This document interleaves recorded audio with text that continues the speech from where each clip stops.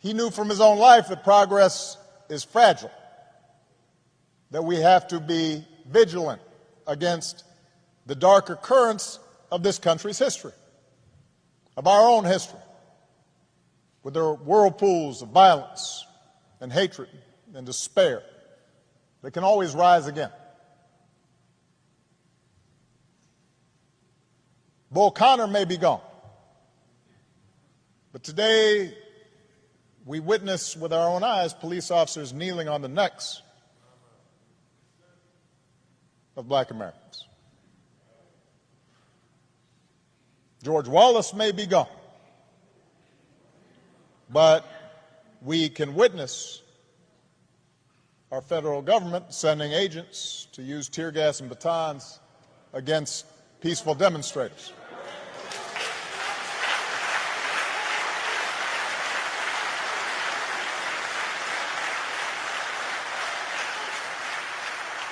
We may no longer have to guess the number of jelly beans in a jar in order to cast a ballot.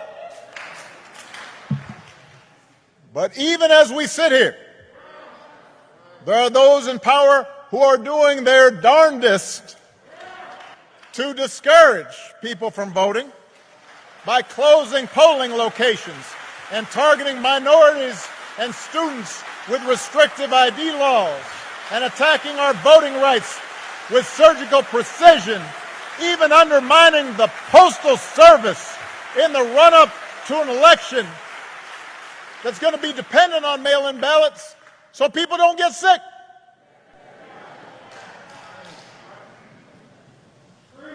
Now, I know this is a celebration of John's life. There are some who might say we shouldn't dwell on such things. But that's why I'm talking about it. John Lewis devoted his time on this earth fighting the very attacks on democracy and what's best in America that we're seeing circulate right now. As if you needed any more proof of Trump's pettiness, you should know that during Obama's speech, Trump called an unscheduled press availability undoubtedly to draw attention away from Obama's eulogy of the late John Lewis. Why? Because Trump's entire life revolves around desperately trying to claw attention away from Obama. And yet that didn't stop the entire nation from listening to what President Obama had to say. And not only that, it reinforced his words exactly. Here we have Obama not at all parsing words and condemning, by name, the very elements of Trump's policies that fly in the face of John Lewis's legacy. He calls out Trump's use of federal forces to quell peaceful protests. It happened in Washington, D.C. when Trump wanted to get a photo op in front of St. John's Episcopal Church, and so federal forces tear gas peaceful protesters, people exercising their First Amendment rights, all so that Trump could do this.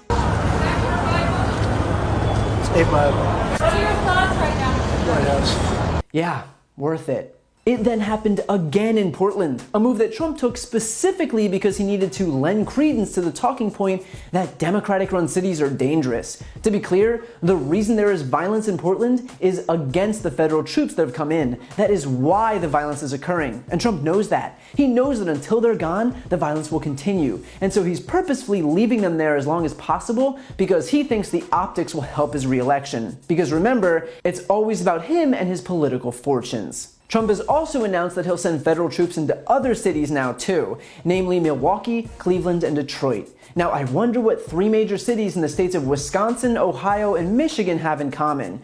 Could it have something to do with the fact that they're all swing states that have major implications for the upcoming November election? No, it couldn't possibly be that.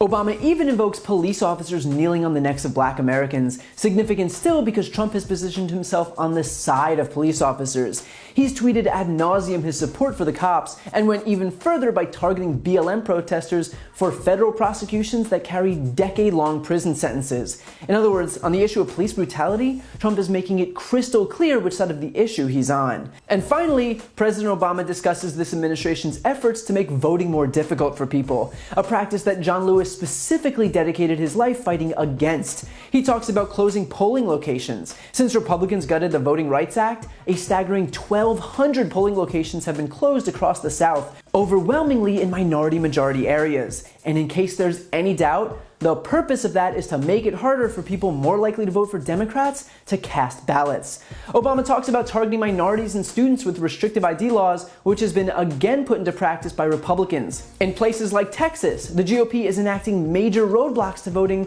by eliminating polling places on campuses, as students are now supporting Democrats over Republicans by vast margins. Trump has even targeted the post office itself, installing one of his donors as Postmaster General, who immediately got to work undermining the efficacy of the agency by eliminating overtime for employees and creating massive delays. Delays that are designed to undermine Americans' ability to vote by mail. The insidiousness isn't a bug, it's a feature. What Trump is doing is obvious, it's egregious, and it flies directly in the face of what this country is supposed to represent, which is why Obama deserves all the credit in the world for calling him out for it. If not by name, by listing off every single one of the vile and un-American practices he's put into place. Maybe that's why Trump didn't want anyone to hear what Obama had to say, and for good reason.